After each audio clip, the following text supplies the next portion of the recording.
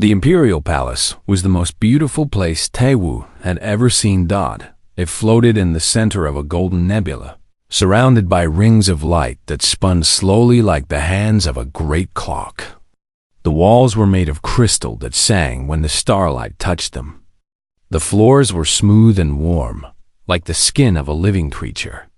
And everywhere Taewoo looked, there were wonders he could not begin to understand. He had been given a room in the guest wing. It was bigger than his entire workshop on Vega 7. The bed was soft like clouds. The water was clean and sweet. And when he looked out the window, he could see 1,000 stars burning in the endless dark. But Taewoo was not happy. He did not belong here. He knew that. Every time a servant bowed to him, he felt uncomfortable. Every time a noble looked at him with curious eyes, he wanted to hide. He was a human, a nobody, an engineer who fixed broken machines with dirty hands. He should have been grateful. He should have been proud. But all he felt was lost. On his third night in the palace, there was a knock on his door. It was Yuna. She was dressed in simple clothes now, not the formal robe she wore during the day. Her white hair was loose, falling around her shoulders like a waterfall of moonlight. She looked tired but peaceful. "May I come in?" she asked. Taewoo stepped aside. "Of course. This is your palace." "No," Yuna said, walking past him. "Tonight, I am not the Empress. Tonight, I am just Yuna, the woman you saved." She sat on the edge of his bed and looked out the window at the stars.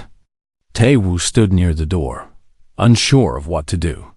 "You have been avoiding me," Yuna said without looking at him. "I have been adjusting." "Adjusting?" She turned to face him. Her silver eyes were soft but sad. "You mean hiding. You think you do not belong here." Taewoo could not lie to her. He had never been able to lie to her. "I do not belong here," he said. "I am just a mechanic. I fix things. I do not know how to walk in palaces or talk to nobles or do any of the things that people in your world do." Yuna stood up and walked toward him. She moved slowly, giving him time to step away. But he did not step away. He could not. "You still do not understand," she said. She stopped in front of him, close enough that he could feel the warmth of her body. "In my world, everyone wants something. Everyone is playing games. Everyone is wearing masks. But you never wore a mask. You never played games. You just helped me, simply, honestly, without expecting anything in return." She reached up and touched his face. Her fingers were cool and gentle. "That is worth more than all the gold in my empire," she said. "That is worth more than all the stars in my sky." Taewoo felt his heart beating fast. "I did not do anything special. I just did what was right. And that is why you are special," Yuna said. "Because to you, doing what is right is not special. It is just normal. It is just who you are." She stepped back and took a deep breath. When she spoke again, her voice was formal but warm. "Taewoo of Earth, I have called you here because I have a proposal for you. A request. You are free to refuse it. You are free to go back to your life. I will give you anything you want. A new ship. A planet of your own. All the money you could ever spend. You have earned it." Taewoo's throat was tight. "What is the proposal?" "Stay with me," Yuna said simply. "Not as a servant. Not as a soldier. But as my engineer, my advisor, my friend." She paused. "And perhaps, in time, something more." The room was silent. Taewoo could hear his own heartbeat in his ears. He could feel the weight of her words pressing down on him. A few weeks ago, he had been a broken man waiting to die on a forgotten moon. Now an empress was asking him to stay at her side. The universe had a strange sense of humor. "I do not know anything about being an advisor," he said. "I do not know anything about politics or empires or ruling. I do not need another politician, Yuna said. I have hundreds of those. What I need is someone who will tell me the truth. Someone who will remind me that I am a person, not just a crown. Someone who will help me fix things when they break. And Taewoo, my life has many broken things that need fixing. Taewoo thought about his workshop on Vega 7, the gray sky, the smell of rust, the loneliness that had eaten at his soul like acid. He thought about his father, who had died working on machines he loved. He thought about the ocean on Earth that he had never seen. And then he thought about Yuna, her smile, her laugh, the way she looked at him like he was the most interesting thing in the universe. I have one condition, he said. Yuna's eyes lit up with hope. Anything. I want my own workshop. A real one. With tools and machines and things to fix.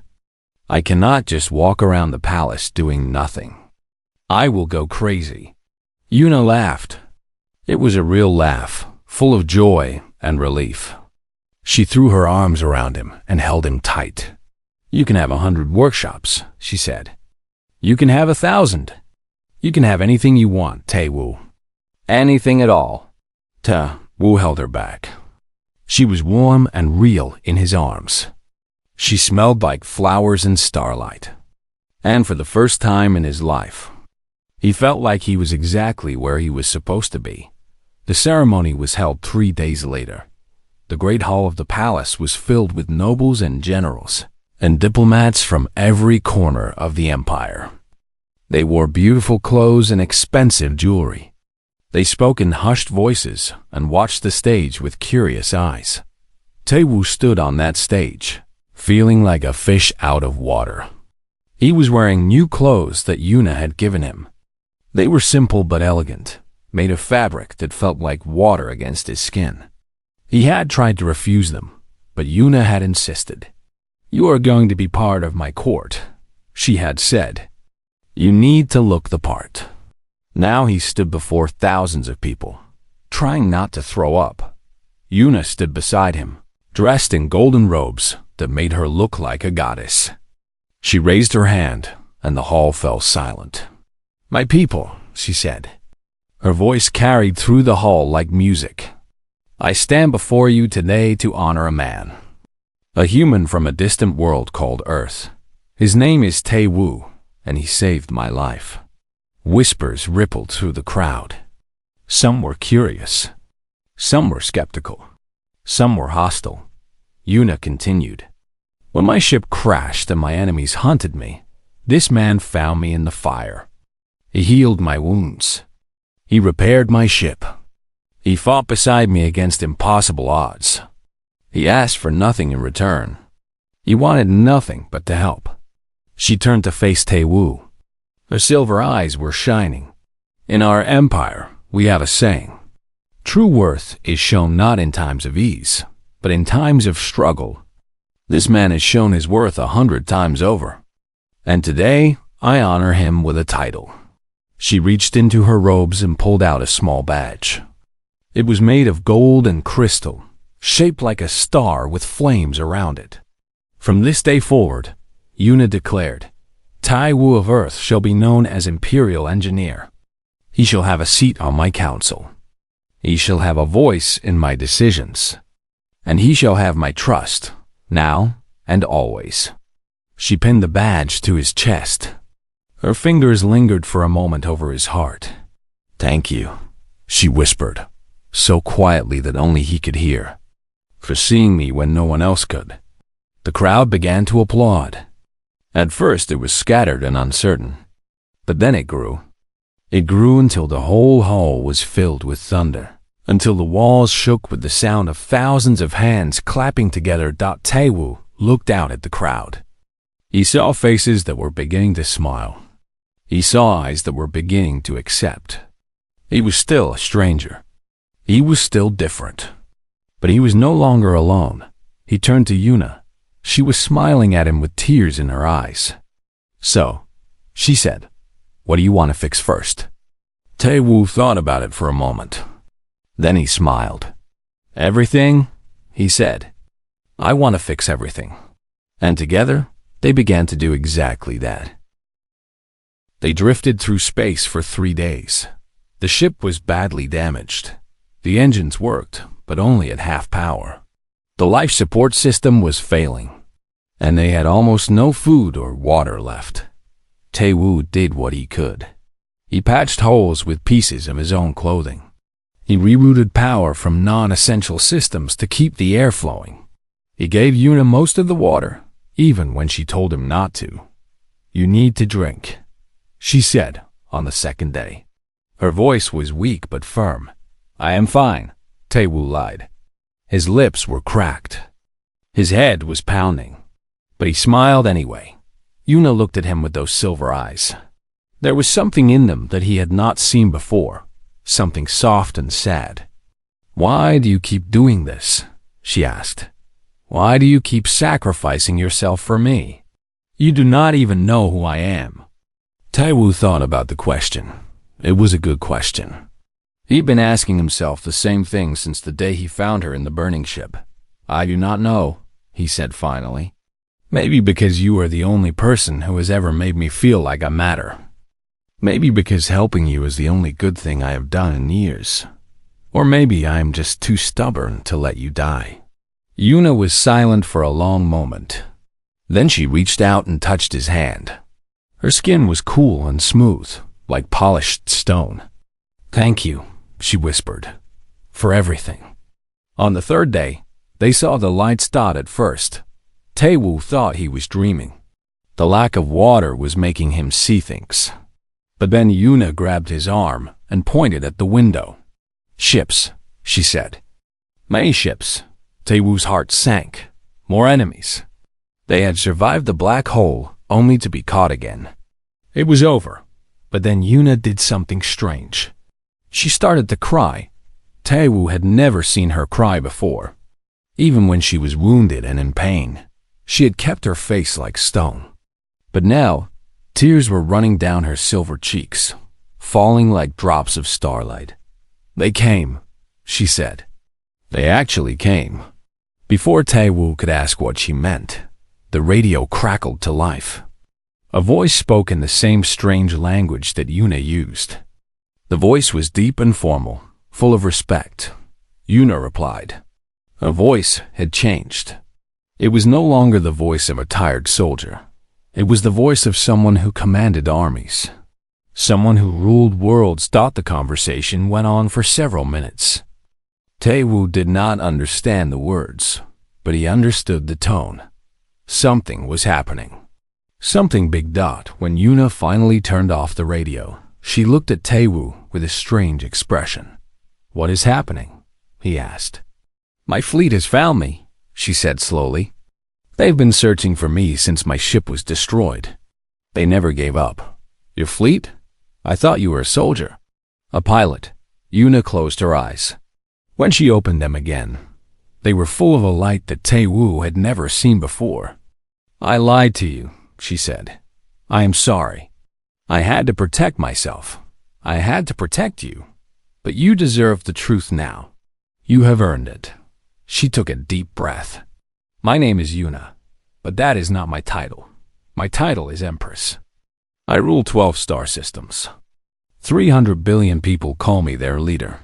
And the ones who were chasing me were rebels who want to take my throne." Tae-woo could not speak. His mind was empty. His body was frozen. He felt like he had been struck by lightning. Empress. She was an empress, the woman he had found in a burning ship, the woman he had bandaged with his own hands, the woman he had fed cheap food paste and shared a dirty blanket with. An empress. "I do not understand," he finally said. "Why did you not tell me? Why did you pretend to be a soldier?" "Because I had to know if you were real," Yuna said. "All my life, people have served me because of my crown. They bow to me because of my power. They smile at me because they want something. No one has ever seen me as just a person. No one has ever helped me because they wanted to help me." She reached out and took his hand again. "Until you," she said, "you did not know who I was. You did not want anything from me. You just saw a wounded stranger, and you decided to save her. You have no idea how rare that is. How precious. The ships were closer now. Tae-woo could see them through the window. They were beautiful ships, silver and white, with hulls that seemed to glow with inner light. They moved with grace and power, surrounding Yuna's small damaged fighter, like protective wolves around their wounded leader. A door opened in the largest ship. A beam of light shot out and pulled them in. When they landed in the hangar, Tae-woo was not ready for what he saw. The hangar was huge, bigger than any building he had ever seen. The ceiling was so high that it seemed to touch the stars. The floor was made of something that looked like liquid gold. And standing in perfect rows were hundreds of soldiers in shining armor. When Yuna stepped out of the ship, every single one of them dropped to their knees. The sound of their armor hitting the floor echoed through the hangar like thunder. Their heads were bowed. Their weapons were laid at their feet. And in their voices, Tae-woo heard something that shook him to his core. Long live the Empress! Long live the light of our stars! Long live Yuna the Golden! Tae-woo stood frozen in the doorway of the ship. He did not know what to do. He did not know where to look. He was just a broken engineer from a trading moon. He did not belong here. He did not belong among these powerful, beautiful people. He started to step back into the ship. He thought maybe he could hide there until someone sent him home. But Yuna turned and grabbed his arm. No, she said. Her voice was firm but gentle. You are coming with me. I cannot, Tae-woo said. I'm no one. I'm just a human. I fix machines. I do not belong in a place like this. Yuna smiled. It was a real smile, warm and bright. You belong wherever I say you belong, she said. And I say you belong with me. She pulled him forward. The soldiers looked up. Their eyes widened when they saw the small, dirty human walking beside their empress. Some of them frowned. Some of them whispered. But none of them said anything. Yuna walked through the hangar like a queen walking through her kingdom. Her back was straight. Her head was high. And her hand never let go of Tae-woo's single quotes. An old soldier with a scarred face approached them. His armor was more decorated than the others. He must have been a general or something similar. Your Majesty, he said, bowing low. We are relieved to see you alive. When we received your distress signal, we feared the worst. I am alive because of this man, Yuna said. She pulled Tae-woo forward. He saved my life. He repaired my ship. He fought beside me against impossible odds. Without him, I would be dead. The general looked at Tae-woo. His eyes were cold and hard. Tae-woo could tell that he did not trust humans. He probably did not like them much either. But then the general bowed. It was a deep bow, the kind reserved for heroes. Then you have the gratitude of the entire empire, he said. We are in your debt. Tae-woo did not know what to say. He looked at Yuna, hoping for help. She just smiled and squeezed his hand. Welcome to my world, she whispered. I hope you are ready. Tae-woo was not ready. He was not ready at all, but as he looked at Yuna's smile, as he felt the warmth of her hand in his, he realized something. He did not want to be anywhere else. The ships filled the sky like angry blackbirds. There were dozens of them, maybe hundreds. They moved in perfect formation, blocking out the gray light of the sun. And on their hulls, Tae-woo could see symbols that burned with red fire. They found me, Yuna whispered. Her face was pale. Her hands were shaking. They actually found me. Tae-woo grabbed her arm. We need to run, now. Get in your ship. But Yuna did not move. She stood frozen, staring at the sky with empty eyes. It is too late, she said. There are too many of them. If I run, they will destroy this moon. They will kill everyone. Thousands of innocent people will die because of me. Tae-woo understood then. He understood why she was not running. She was going to give herself up. She was going to sacrifice herself to save the people of Vega 7, people who had never done anything for her, people who did not even know she existed. "No," he said. "I am not going to let you do that." Yuna looked at him with sad eyes. "You do not understand, Tae-woo. These are not ordinary soldiers. They are hunters. They will not stop until they have me, dead or alive. Then we will make sure they do not get you. Either way." Before she could argue, Tae-woo pulled her toward the ship. She was stronger than him, but she was also confused. She did not expect a human to grab her. She did not expect him to fight. "What are you doing?" she demanded. "Saving your life, again." He pushed her into the ship and jumped in after her. The cockpit was small. There was barely enough room for both of them. But Tae-woo did not care about comfort. He cared about survival. "You cannot fly this ship," Yuna said. "You do not know how. Then you will teach me. Fast." Something changed in Yuna's eyes. The emptiness was gone. In its place was a spark, a small flame of hope that refused to die. "You are crazy," she said. "Maybe," Tae-woo replied. "But I am also still alive. That must count for something." For a moment, Yuna just stared at him. Then she laughed. It was a short laugh, almost like a cough. But it was real. "Very well, crazy human," she said. "Let us see if we can stay alive together." She took the controls. The ship came to life around them. Lights flashed. Engines roared. And then they were moving, shooting up into the sky like a bullet from a gun. Behind them, the enemy ships noticed. They turned and followed. Red lights began to flash on the control panel. "They are locking weapons on us," Yuna said. Her voice was calm, but Tae-woo could hear the tension beneath it. "How long until they fire?" "Seconds." Tae-woo looked at the controls. He did not understand most of them, but some things were universal. Speed, direction, power.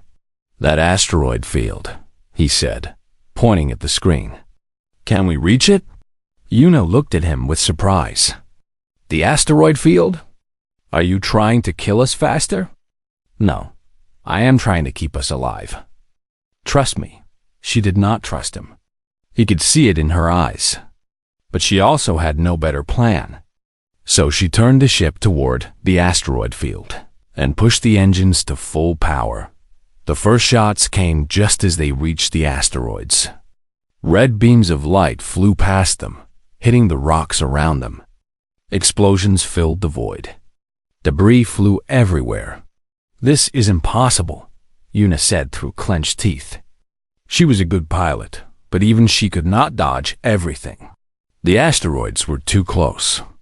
The enemy was too fast. "Let me try something," Tae-woo said. "What?" He did not answer. Instead, he reached under the control panel and started pulling out wires. His hands moved fast, connecting things that should not be connected, rerouting power in ways the ship was never designed to handle. "What are you doing?" Yuna shouted. "You will blow up the engines." "Maybe, but maybe not." He finished his work and slammed the panel shut. Then he grabbed a lever that had not been there before. "Turn left," he said. "Sharp left, now." Yuna turned. At the same moment, Tae-woo pulled the lever. The ship screamed. The engines burned with a light so bright that it blinded them both. And then they shot forward with impossible speed, weaving through the asteroids like a needle through fabric. Behind them, the enemy ships tried to follow. But they were not ready. They were too fast, too close together. One of them hit an asteroid and exploded. Then another. Then another. "How did you do that?" Yuna demanded. "I overloaded the engine stabilizers and redirected the power to the main thrusters," Tae-woo said. "It is a trick my father taught me. Dangerous, but effective." Yuna shook her head in disbelief. "Your father was a madman." "Yes, but he was also a genius." They flew through the asteroid field for what felt like hours. Behind them, the enemy continued to chase. But they were losing ships. Every few minutes, another one would hit a rock and explode. Every few minutes, there were fewer red dots on the screen, but the chase was not over. The enemy was stubborn, and Yuna's ship was damaged. The repairs Taewoo had done were holding, but just barely. Every time they turned too fast, something would spark. Every time they pushed the engines too hard, something would shake. "We cannot keep this up," Yuna said. "The ship will fall apart. Then we need to lose them. Completely." "How?" Taewoo looked at the screen. They were coming to the edge of the asteroid field. Beyond it was open space. Empty and dark. No place to hide. But then he saw something else. A small dot on the edge of the screen. A reading that did not make sense. "What is that?" he asked, pointing. Yuna looked. Her silver eyes went wide. "A black hole," she whispered. "A small one. We must have drifted closer than I thought. Can we use it?" "Use it? It will tear us apart." "No, not if we time it right." Taewoo was already working on the controls again, calculating angles and speeds. "We fly toward it. Get close enough to use its gravity. Then we slingshot around it and come out on the other side. The enemy will not expect it. They will think we are committing suicide." Yuna stared at him. "This is the most insane thing I have ever heard. I know. We will probably die. I know." She was silent for a long moment. The ship shook around them. The enemy was getting closer. Time was running out. Then Yuna smiled. It was a wild smile, full of teeth and fire.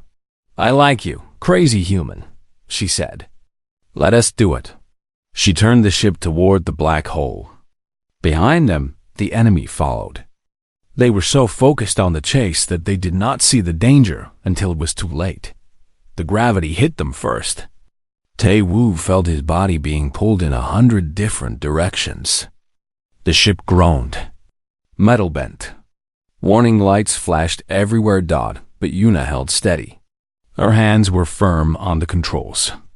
Her eyes were fixed on the darkness ahead. "Now," Taewoo said, "cut the engines. Let the gravity take us." She cut the engines. The ship fell silent. And then they were falling into the darkness. Behind them, the enemy ships tried to stop. But they were too close, moving too fast. One by one, they were pulled into the black hole's embrace. One by one, they disappeared into the void. And then, just when Taewoo thought they would follow, Yuna hit the engines again. The ship screamed. The black hole screamed louder. But they were moving away from the darkness, flying free. They shot out of the gravity well like a stone from a sling. Behind them, the black hole swallowed the last of the enemy ships. The screen was clear. No more red dots. They had made it. Yuna collapsed back in her seat. She was breathing hard. Her hands were shaking, but she was smiling. "We did it," she said.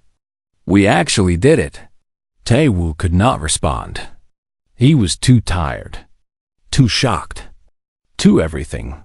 But somewhere in his chest, something was growing. Something warm. Something bright. For the first time in years, he felt alive. The blade was thin and sharp. It was made of some kind of crystal that glowed with pale blue light. Taewoo had never seen a weapon like it before.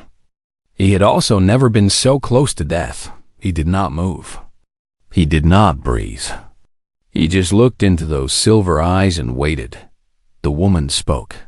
Her voice was cold and hard, like ice breaking on a frozen lake. The words she used were not human words, but somehow Taewoo understood them. It was strange. It was like the meaning appeared directly in his mind. "Who are you?" she asked. "Where am I? Speak quickly, or I will end you." Taewoo swallowed. The blade pressed harder against his throat. He could feel a thin line of blood running down his neck. "My name is Tae-woo," he said slowly. "I am just an engineer. You crashed in the wastelands. I found you and brought you here. I fixed your wounds." The woman stared at him for a long moment. Her silver eyes searched his face, looking for lies. Tae-woo had nothing to hide. He met her gaze without looking away. Finally, she lowered the blade. "You are telling the truth," she said. There was surprise in her voice. "A human saved me. Why?" Tae-woo rubbed his throat where the blade had been. The cut was small, but it stung. He stood up slowly, careful not to make any sudden movements. "Because you needed help," he said simply. "That is all." The woman looked at him like he was some kind of strange creature she had never seen before.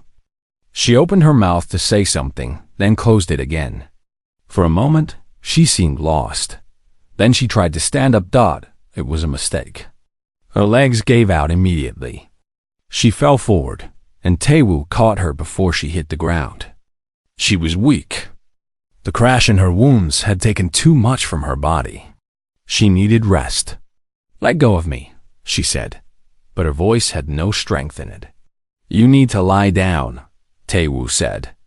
"You lost a lot of blood. If you move too much, the wounds will open again." She looked at him with those silver eyes. There was anger in them, but also something else. Something that looked almost like fear. "I cannot stay here," she said. "They will come for me. They will find me. And when they do, they will destroy this entire moon to kill me." Tae-woo helped her back to the bed. She did not fight him. She was too weak to fight. "Who will come?" he asked. "Who is looking for you?" She was silent for a long moment. When she finally spoke, her voice was quiet. "My name is Yuna," she said. "I am a soldier. I was part of a fleet that was attacked. My ship was damaged. I had to run. That is all you need to know." Tae-woo nodded. He did not ask more questions. On Vega 7, he had learned that some things were better left unknown. "You can stay here until you are healed," he said. "I do not have much, but I have food and water. And I can fix your ship if there is anything left to fix." Yuna looked at him with narrowed eyes. "Why would you do this? What do you want in return?" It was a fair question. In the galaxy, nothing was free. Everyone wanted something. Everyone had a price. "I want nothing," Tae-woo said. "I just want to help." She did not believe him. He could see it in her eyes. But she was too tired to argue. She closed her eyes and let her head fall back on the pillow. "You are a strange human," she whispered. "Strange and foolish." Tae-woo smiled a little. "I have been called worse things." Over the next few days, Tae-woo took care of Yuna. He changed her bandages. He made her eat, even when she said she was not hungry. He gave her his only blanket when she was cold. And every day, he went to the crash site to salvage parts from her broken ship. It was dangerous work. The wastelands were full of scavengers who would kill for a piece of alien technology. But Tae-woo was careful. He went at night, when most of the scavengers were sleeping. He moved quietly and quickly. And slowly, piece by piece, he brought her ship back to his workshop. Yuna watched him work. At first, she was suspicious. She watched him like a hawk watching a mouse, waiting for him to show his true nature. But as the days passed, her suspicion turned into something else. It turned into curiosity. "You are good with machines," she said one evening, as Tae-woo worked on her ship's engine. "It is the only thing I am good at," he replied without looking up. "I have been fixing things since I was a child. My father was an engineer too. He taught me everything I know." "Your father, is he still alive?" Tae-woo's hands stopped moving. He was quiet for a moment. "No," he said finally. "He died a long time ago. On Earth, I left after that. I thought I could start a new life out here in the stars. But things did not go as planned. Yuna was silent. She watched him as he went back to work. There was something different in her eyes now. Something softer.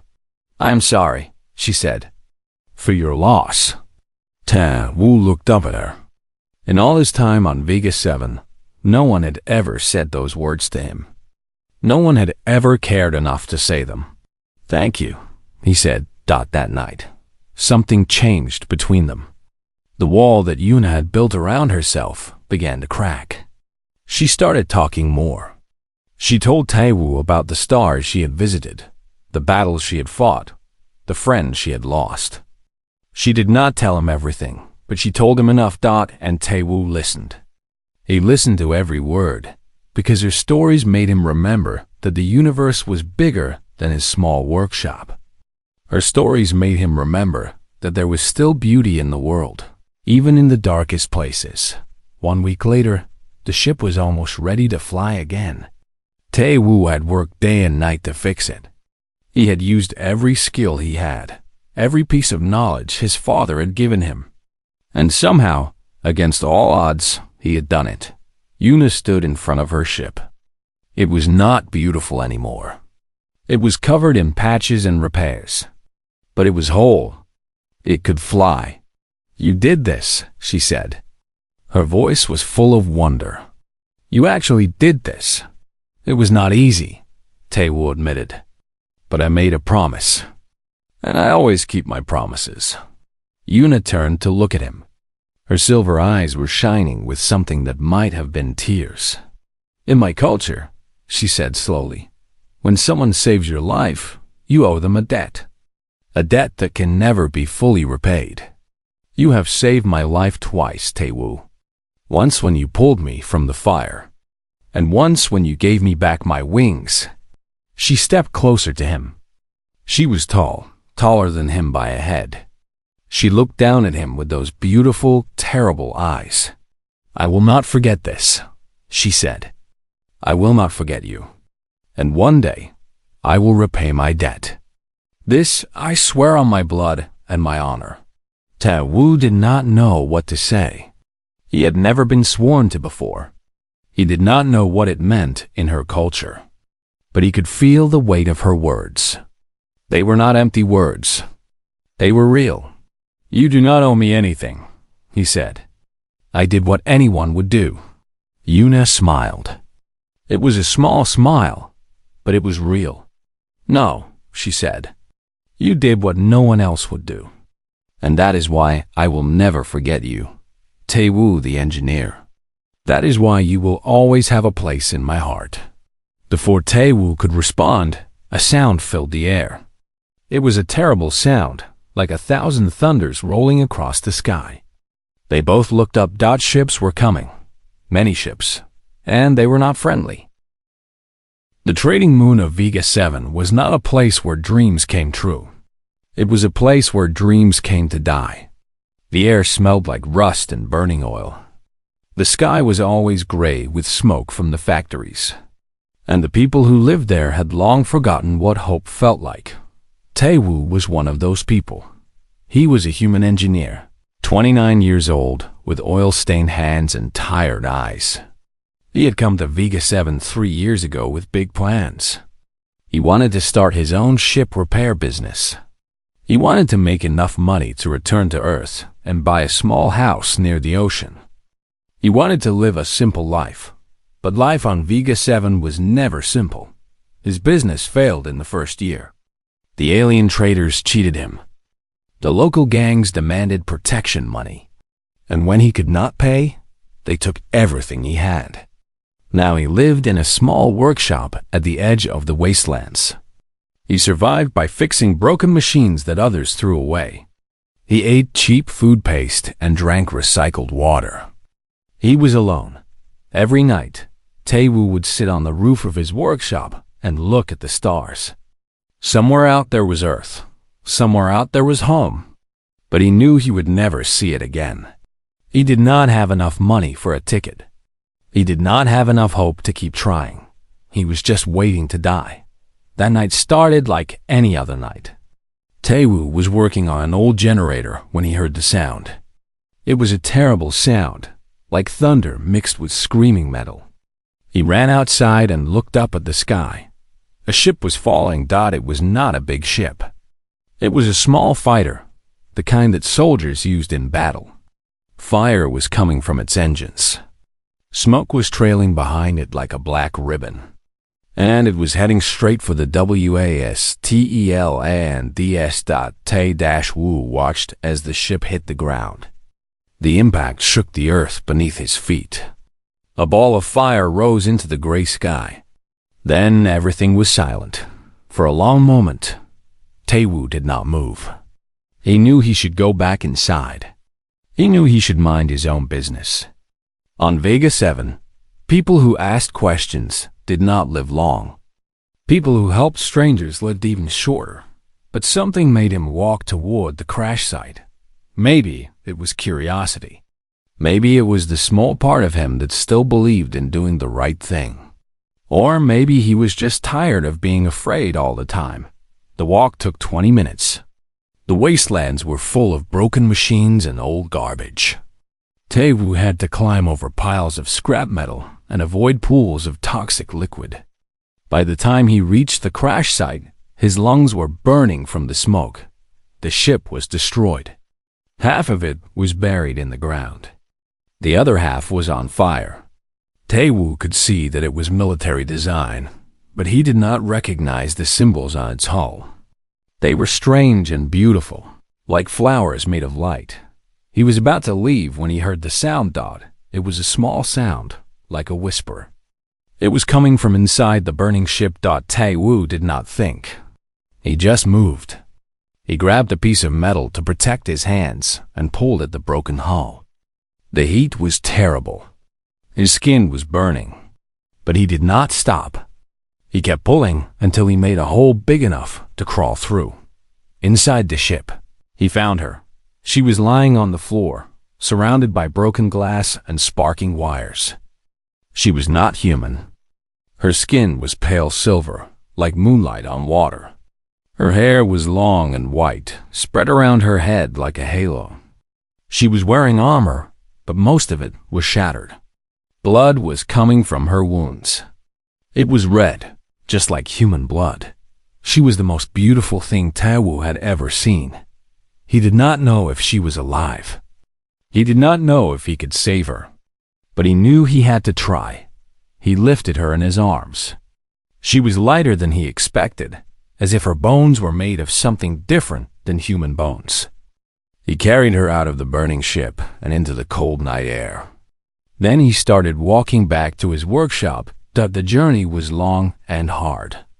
She was not heavy, but Taewoo was tired. His arms were shaking. His legs were weak. But every time he wanted to stop, he looked at her face and kept going. When he finally reached his workshop, he laid her on his bed. It was just an old mattress on the floor, but it was clean. He had nothing else to offer. Then he started working. Taewoo was not a doctor. He was an engineer. He'd fix machines, not people. But he had learned some basic medical skills during his time on Vega 7. Everyone did. There were no hospitals here. If you got hurt, you fixed yourself or you died. He cleaned her wounds with water and disinfectant. He removed the pieces of metal that were stuck in her flesh. He stitched the deep cuts with needle and thread. It was rough work, but it was the best he could do. Her blood was warm on his hands. Her breathing was shallow but steady. And sometimes, when he touched her, she would make small sounds of pain. But she did not wake up. Taewoo worked through the night. He did not sleep. He did not eat. He just kept working, kept watching, kept hoping. When the gray morning light came through his window, he finally stopped. He had done everything he could. Now all he could do was wait. He sat on the floor next to her bed and looked at her face. She was still beautiful, even covered in bandages. There was something noble about her features, something proud. She did not look like a soldier. She looked like a queen, but that was a silly thought. She was probably just a pilot, running from some war he had never heard of. The galaxy was full of wars. There was always someone fighting someone else. It was the way of things. Taewoo closed his eyes and leaned his head against the wall. He was so tired, so very tired. He fell asleep without meaning to. When he woke up several hours later, the first thing he saw was a blade at his throat, and behind that blade were two eyes, silver and cold, looking at him with the promise of death. She was awake.